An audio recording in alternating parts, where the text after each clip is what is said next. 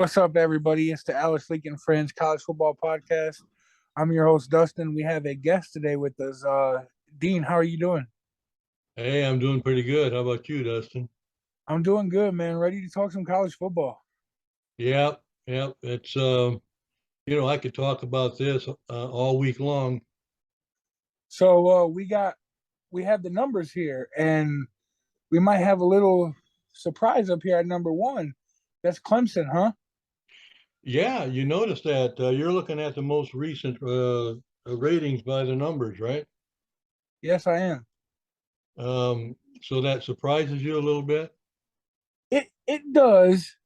It does surprise me a lot. I mean, it makes me think like, maybe Syracuse was pretty high thought of Yeah, on the number scale just last week.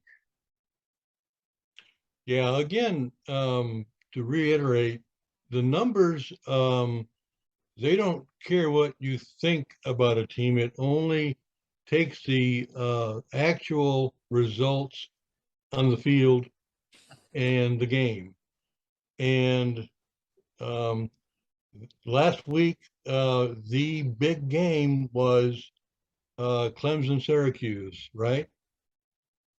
Yes, that was the big anticipation matchup everybody was wanting to see. Yes, that was the biggest matchup. And so the numbers recognize that.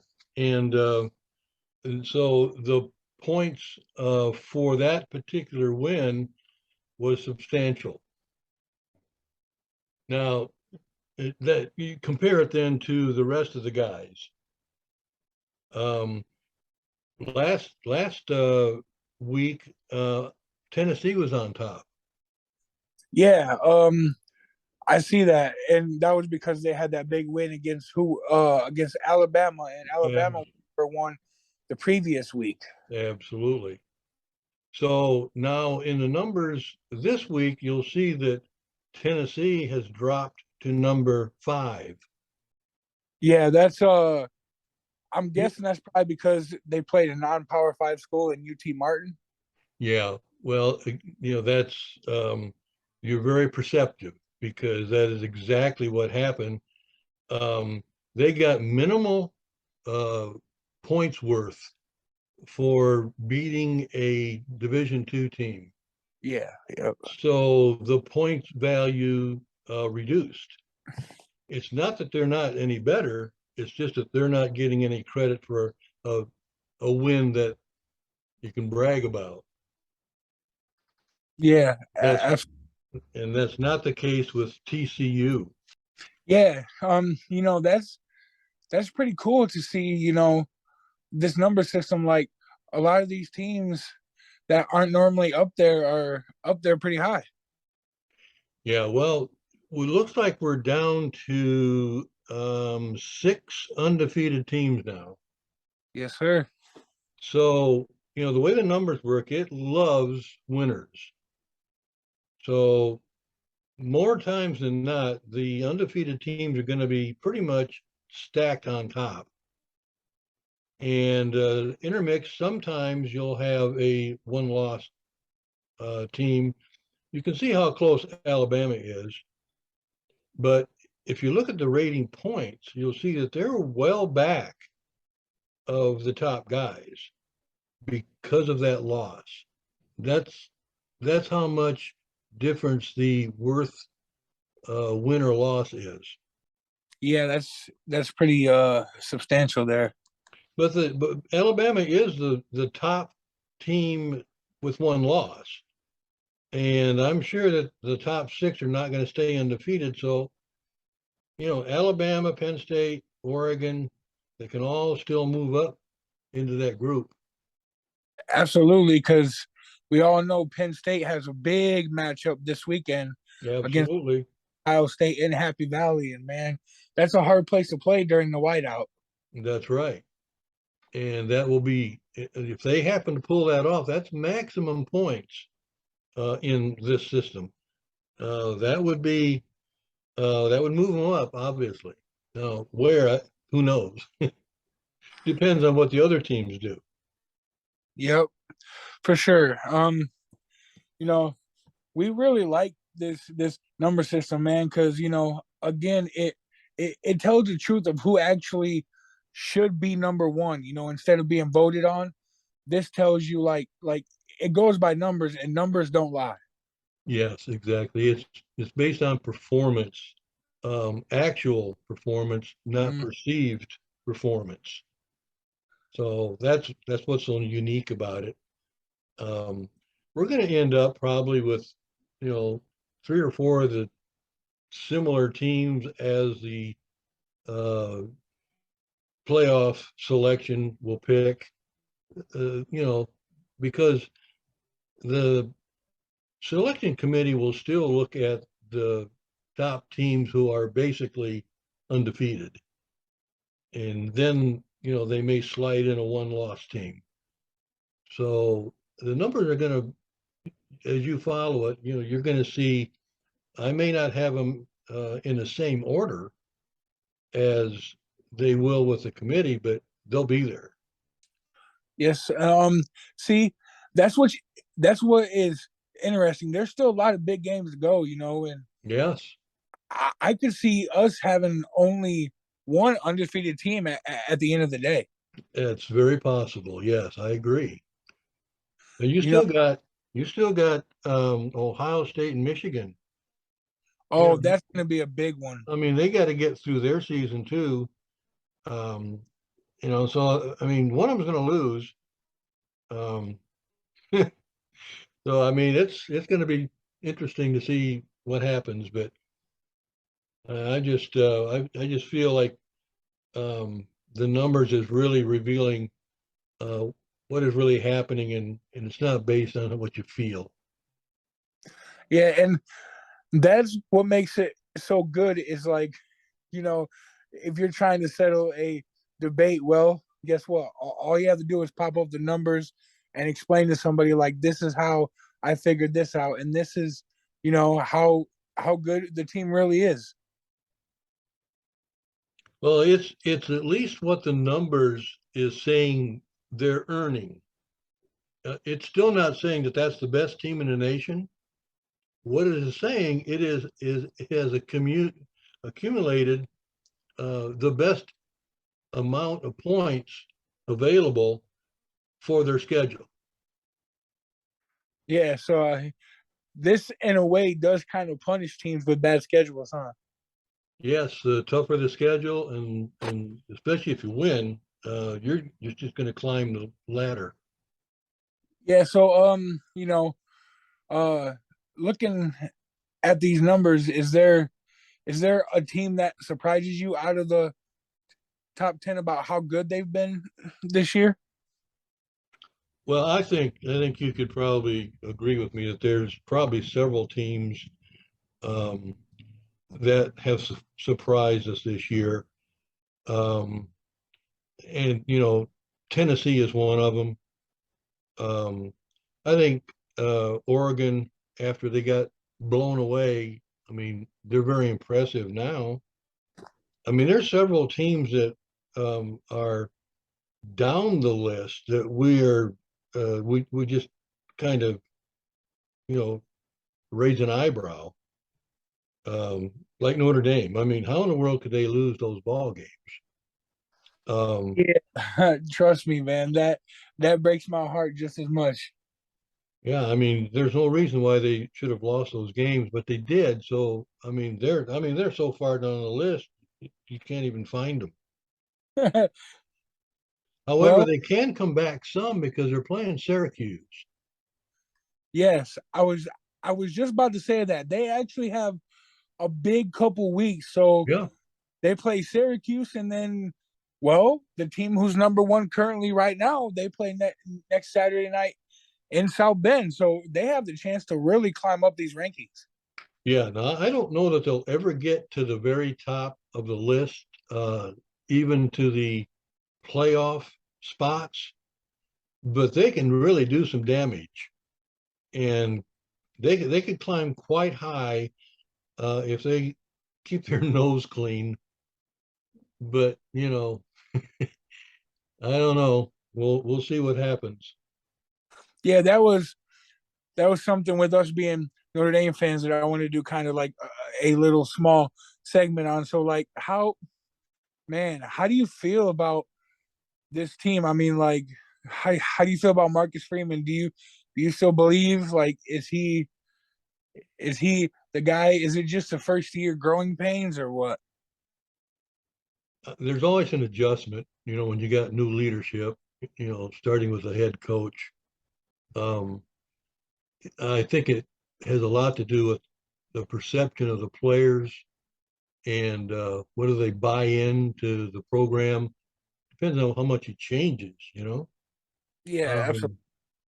Um, and so um, I there's no excuse for them losing the ball games they have lost. Ohio State you can understand, but the other two are just absolutely like mind-boggling. How you can play so bad when you're so talented. Um, but I mean, college football is a very emotional uh, game, and if you're not ready to play, and you think you've got an opponent that is going to be a walkover, you may just be in for a surprise, and it's hard to recover a lot of times when you're playing so poor to turn it on. I agree. And see, that seems to be the issue right now in South Bend is like you play inferior teams, up to your best ability and hang in the game with them. But when you play like, a non-power five school or somebody you should just beat the doors off of, they come in and shock you. That's I think a lot of that does fall on the coach because that's preparation, getting your team ready to play. It, it, the the mental state, I believe, in college football has to be um, you have to take every team serious as if they can knock you off. And if you don't, then you're going to have a letdown because you're not going to play up to your ability. So that does fall on the coach more so than anyone else. So, I can imagine you got some rumbles up there. Oh yeah, I mean there is rumbles, but then you know there's a lot of people who are also like you can tell that he's the man for it just because of by like the recruiting class we have coming in. We haven't seen in Notre Dame since the Lou Holtz era. Yeah.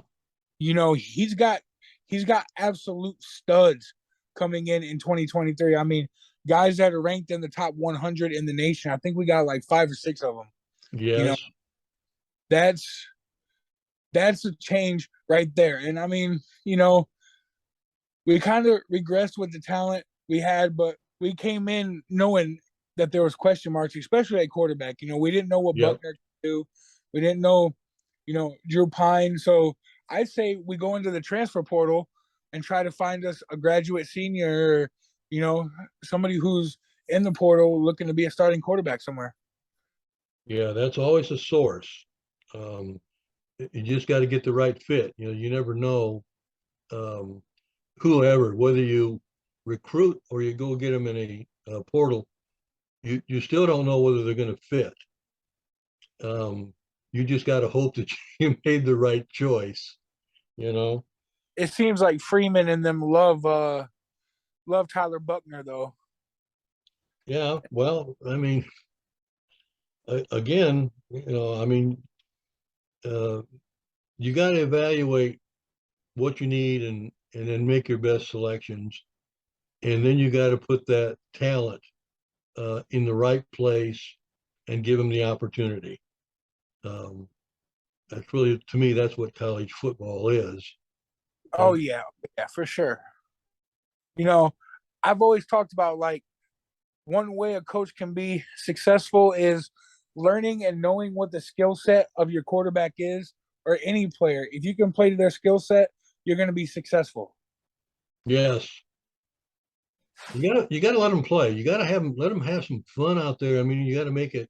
Um, Not only do you demand um, perfection in a lot of ways. Your best, do your best, but you also got to have some fun. And I think he's brought that to the team. Yeah, for sure. And this was just a.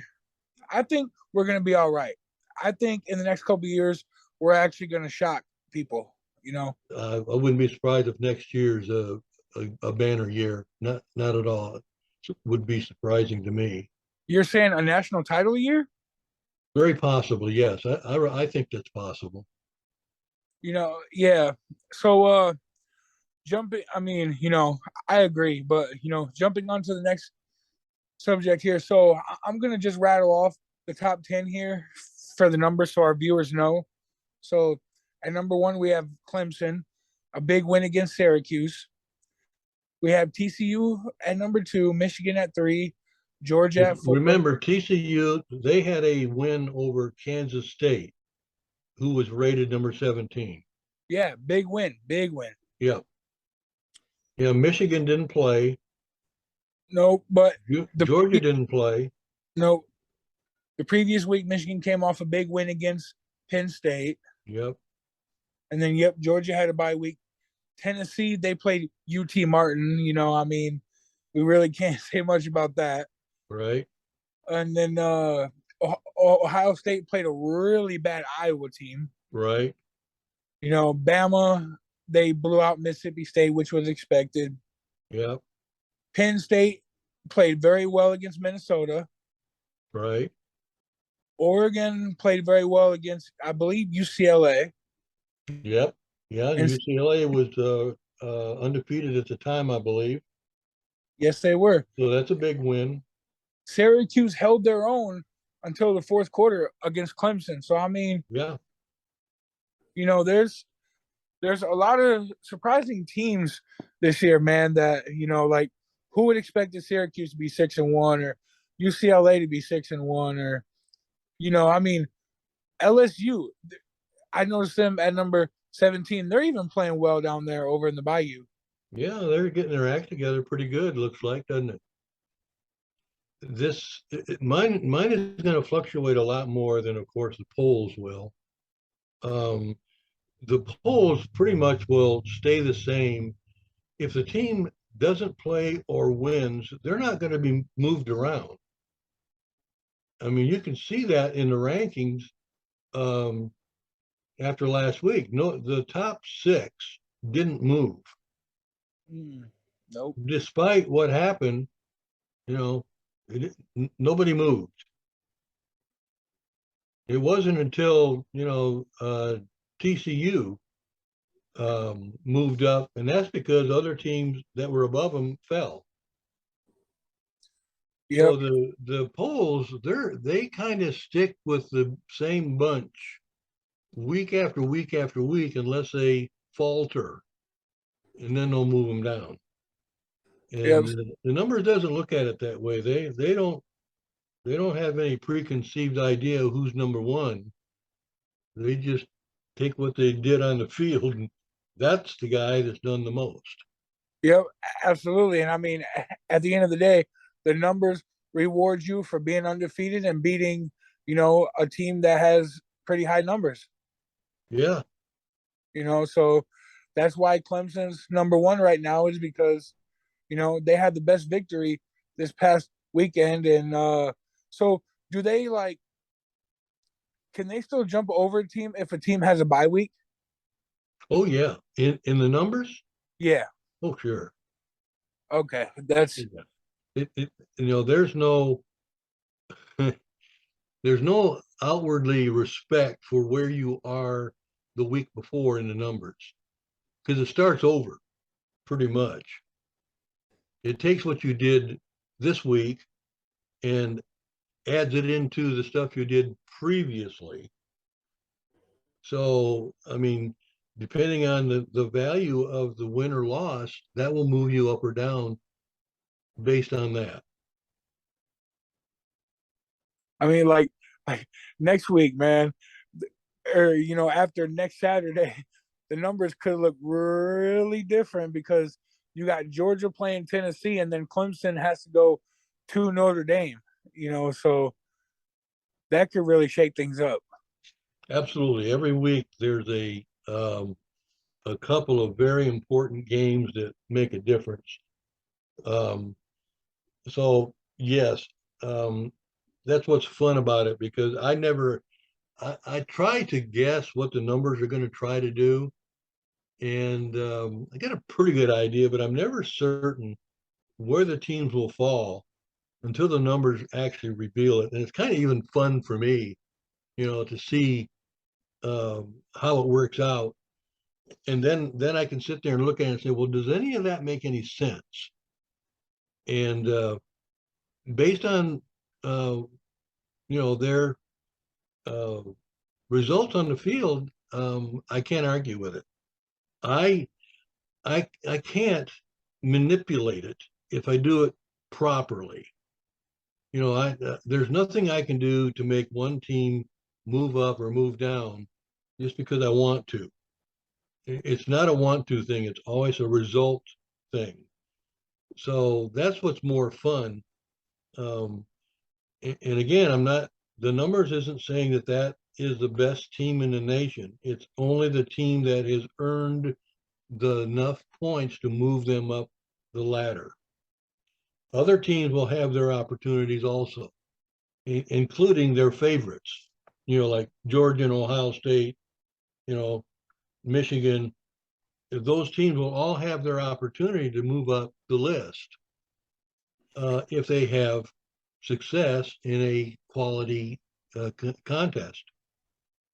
So, So, have you, in all your years of doing this, have you ever seen like a team that was number one and then stayed number one throughout most of the season because they had a substantial amount, a big lead over somebody else? are you talking about in the numbers? Yeah, yeah, yeah. With the No, number, the numbers.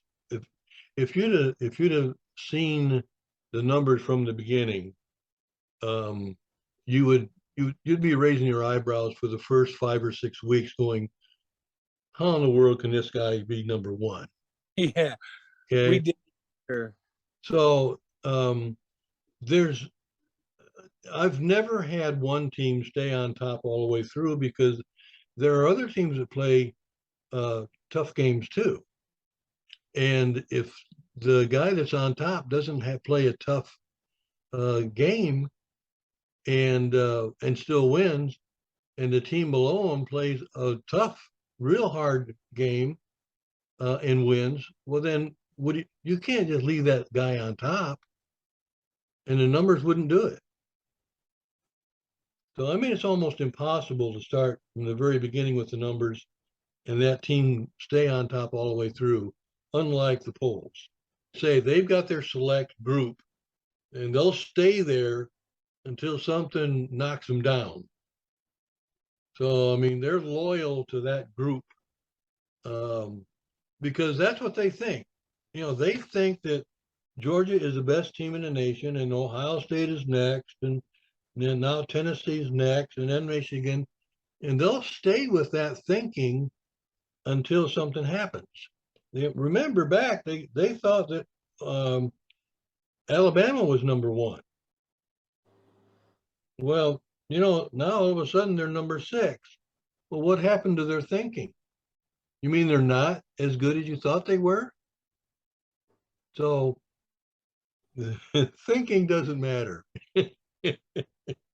It's what happens on the field that matters. Yeah, that's a good breakdown. I appreciate that for our listeners. So, this weekend, yeah, like I said, some things could even get shook up. How do you think it's gonna end up being over there in Penn State versus Ohio State? It ought to be a good contest. I know that Penn State is well down the list now, even in the polls.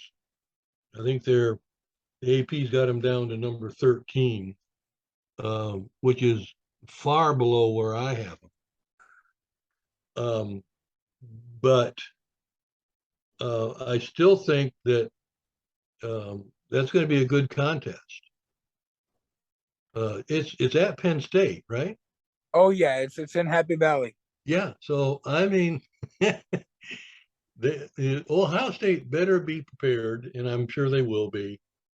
Um, and it's going to be, I think, a pretty good contest.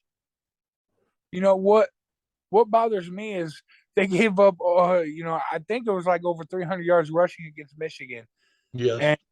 And Ohio State's got two monster backs back there with Mayan Williams and Travion Henderson. So, you know, and CJ Stroud is playing out of his mind. He's playing some good football. Yeah, and based on that, Dustin, I would agree. The common sense says that Ohio State wins, you know, fairly well, but it's in Happy Valley, so you just can't automatically say, well, they're going to go in there and beat them, regardless of what stats are. This is a rivalry. I mean, it's always been a rivalry. Oh yeah, it's and man, like I said earlier, it's hard playing in Happy Valley with 102,000 people. Yes, and that's the way it is in Michigan. It's the same kind of thing. I mean, there are places where the location is huge. It's like in Baton Rouge. You play in LSU. I mean, it's tough to beat them in Baton Rouge. Oh yes. And so, and there's other places that's the same way. It is an advantage. You go and play Ohio State at the shoe. I mean, it's a tough place to win. Yep. Absolutely. So, I mean, it's an added factor, I do think, for Penn State. So overall, who do you think wins this game? Oh, I don't know what the spread is. Do you know? I do not know what the spread is right now, but I'm just making my pick based off who I believe is gonna win the game. Well, I don't know how you can say that Ohio State is not going to beat them. Um, I mean, again, we go back to thinking. You know, I think that Ohio State may be better than Penn State, right? That's what I think. Yep. And so in that realm, you would have to say, well, then they ought to win. Now, whether they will, that's a different story. That's the reason they play the game. Mm. So yes, Ohio State probably ought to win, but I wouldn't count it. I wouldn't put my money on it. Oh At least, yeah, at least not very much. I agree. And then we talked about it earlier. Another big game. Notre Dame goes into what used to be called the Carrier Dome Yeah, in Syracuse. Do the Irish have a chance? I'm worried, honestly. I'm from the way they've played um, in the past. Um, I would hope that they would be up for a contest like this, um, but I don't know that they will be. Um, I'm hoping they will be. Now, talent-wise, I would say that Notre Dame has the better team. Absolutely. I mean, roster wise, if you put paper, against paper, Notre Dame has, like no disrespect to Syracuse, but Notre Dame just has a way more talented roster. Yeah. So if you look at that, then that means that Notre Dame should win the ball game. But they are going to another difficult place to play. So I mean, no, I don't know. I mean, if you just go by talent and you go by stats and things like that, um, Syracuse played Clemson tough. I mean, although Clemson gave them a lot of opportunities, um, practically gave the game to them. Still, they hung in there with Clemson, and so they're not. a team to be taken lightly. And I don't think they'll go in there taking them lightly. So it ought to be a good game, and I wouldn't be surprised if Notre Dame pulls out the victory. See, I see this as a Marcus Freeman era changing victory. If you go into the Carrier Dome and you beat number 16 Syracuse, you know, all the buzzing about is he the guy, is he not the guy, pretty much will stop for a little bit. Yeah, Because this will be your biggest win of the year, obviously. And you know, I just think that Notre Dame last week showed me a little something. I mean, I know it's UNLV, they're right. but they really started to establish the run, and Logan Diggs really came on pretty well. And I think if you can run the ball against a Syracuse defense that let LSU just, or not LSU, excuse me, Clemson just run all over them, Yeah, I think that that's how you can win. I can't argue with that. I mean, it makes sense to me. Because Well, Clemson's Will Shipley went crazy on Syracuse. yes, yeah, yeah. Uh, It just depends on who shows up to play the game. It's always the case. Absolutely. Another big sneaky game that I think could be good. I mean, I know that Florida's down this year, but how about Florida, Georgia, and Jacksonville? Yeah, Florida and Georgia. Yes. Um, yeah, I mean, again, that could be quite a contest. I know that people are down on Florida, but they're not a bad team No, not at all. and very capable. So, although you know, your mind still says that you look at the talent on the team, and Georgia wins easy. Yeah. Well, my thing is Georgia the following week plays Tennessee, so I'm wondering if they're going to be looking ahead, and Florida might catch them. Well, that's a coaching thing. I mean, you it's every week you got to take the game that you're playing most seriously. It's got to be a championship game. If you're a championship quality organization, you've got to take every game as if it's the game of the year, and that's the coaching. And if Georgia goes in there with an attitude of it's only Florida, they can get their butts beat. I just don't see that that will happen. Although, they did go into Missouri. Yeah, almost laid an egg, huh? Yes, they went in there, with half their heads squared on, and damn near lost. So, Georgia is vulnerable if their heads are not screwed on straight.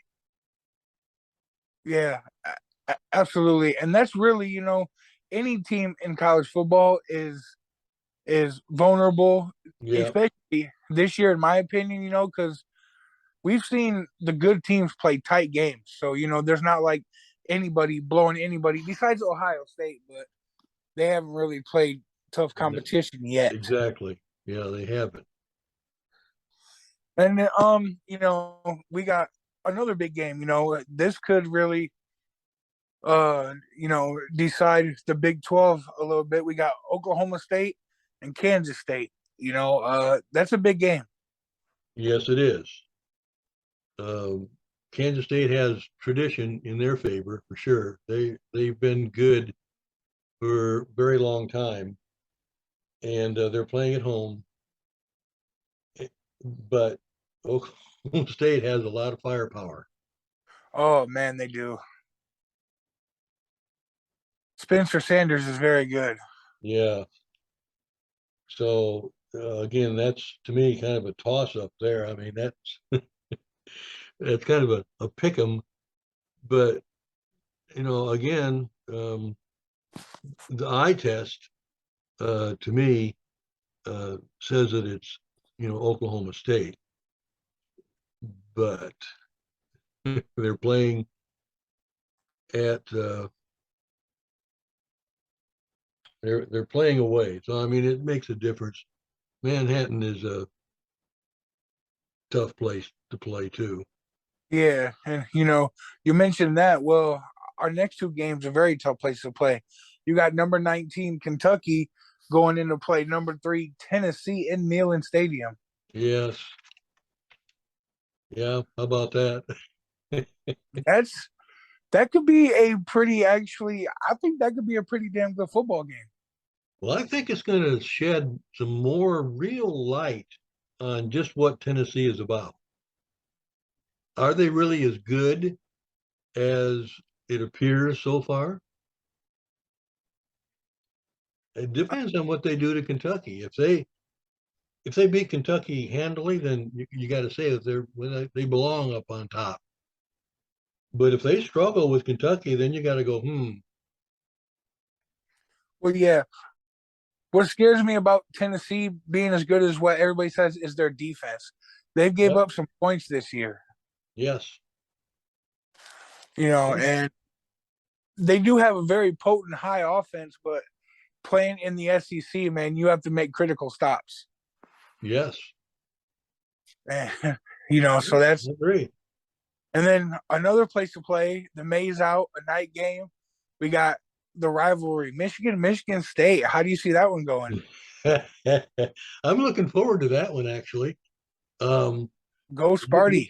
yeah, you talk about a thorn in the side of Michigan. That's Michigan State. Mm-hmm. They always seem to come up to play, no matter their record. They always be like, "Hey, they call us little brother. We're gonna come and show that we're the big brother."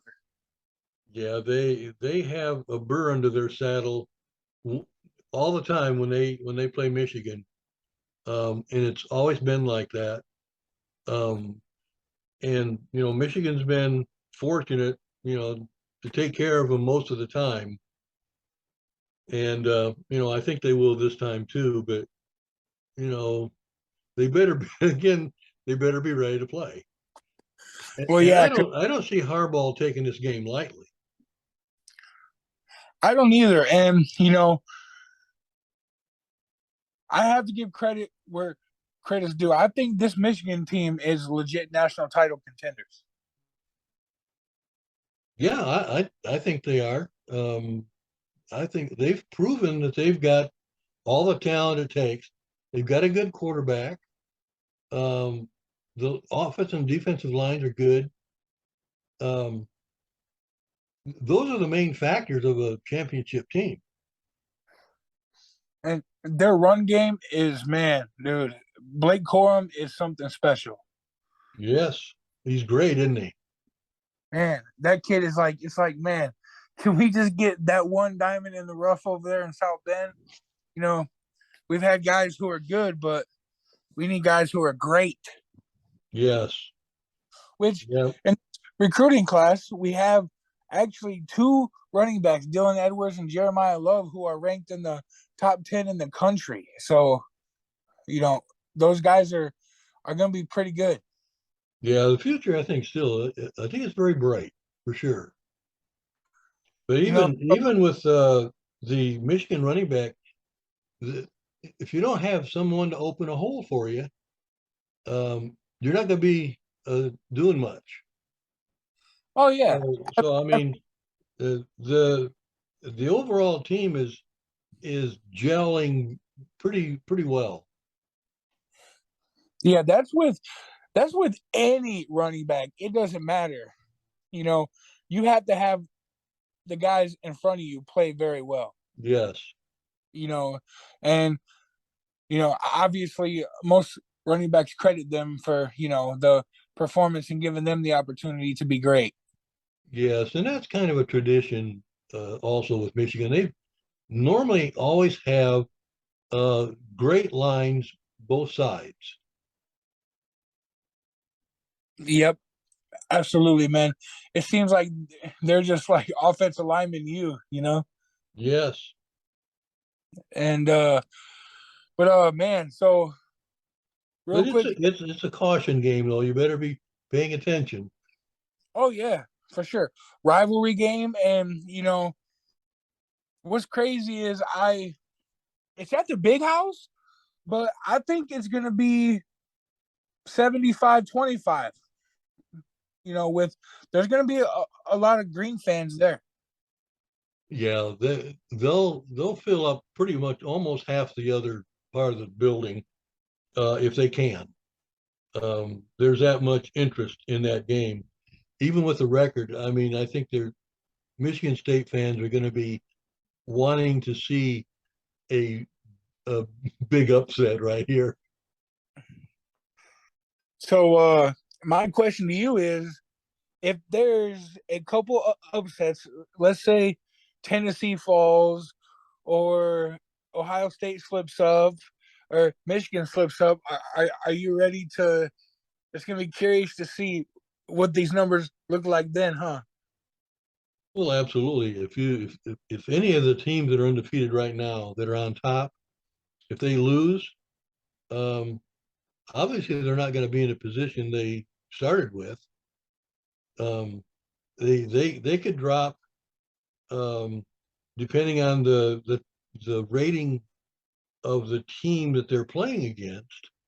Michigan would drop much farther down than Tennessee would if they lost. Mm-hmm. Yep. See? So the key in the numbers is you try to stay undefeated if you can, Mm-hmm.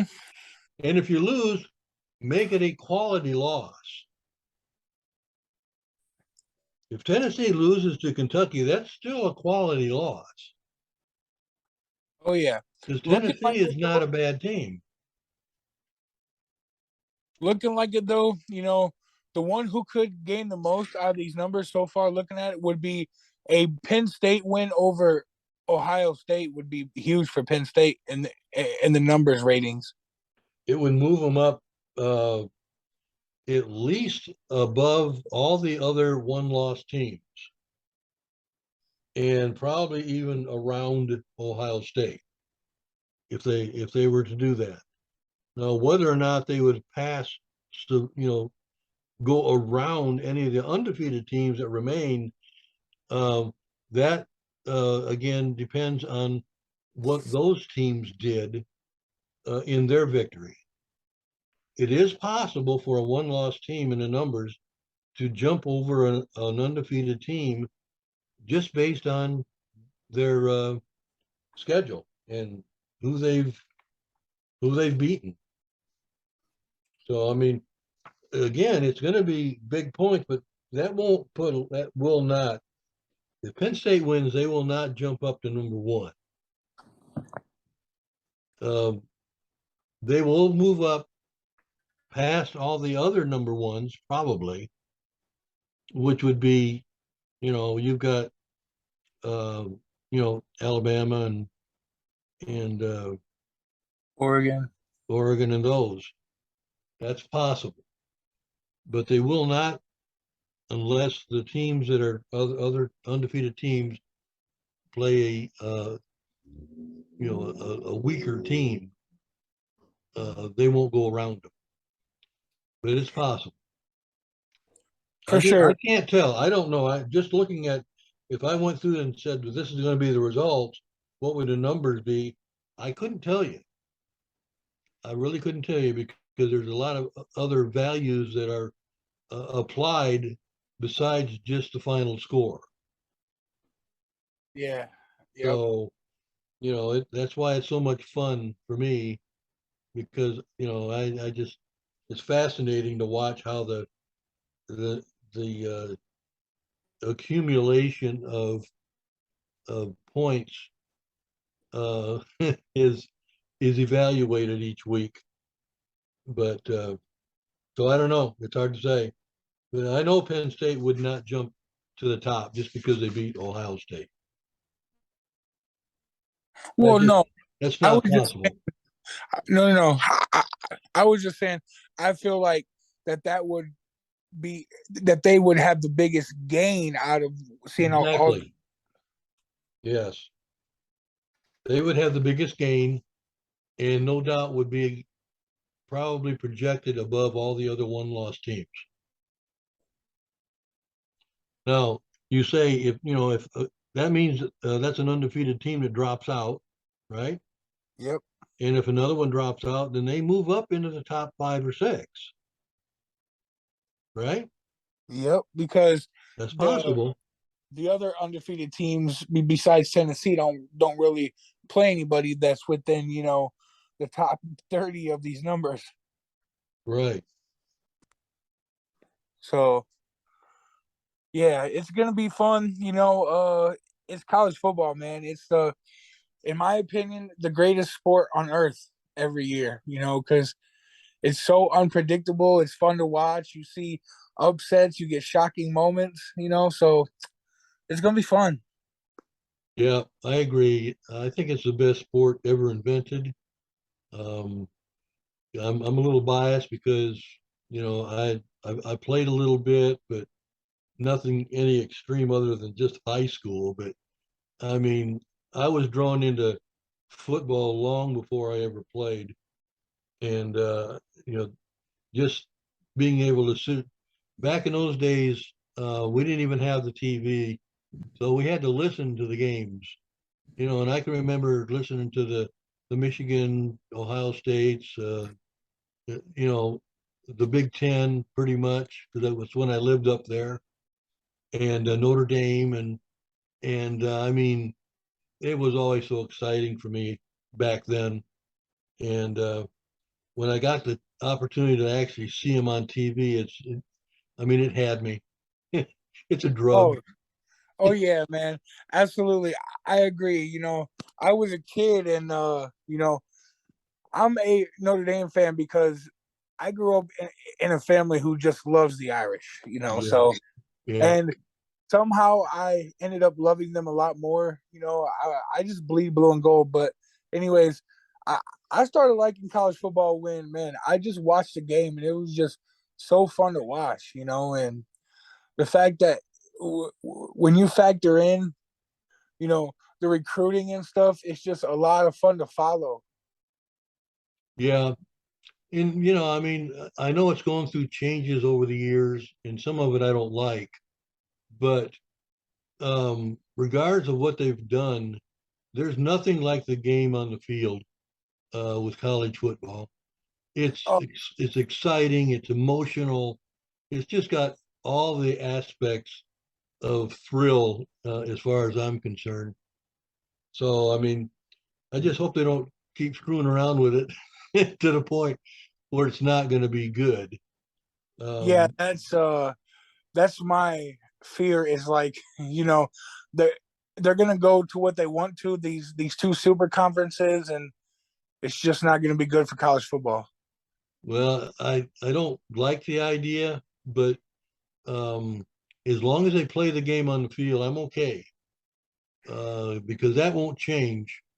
Um, and so I'm okay with it. I do like the change with the expanding of the playoffs. That to me was long coming, and so I think that's a plus for college football.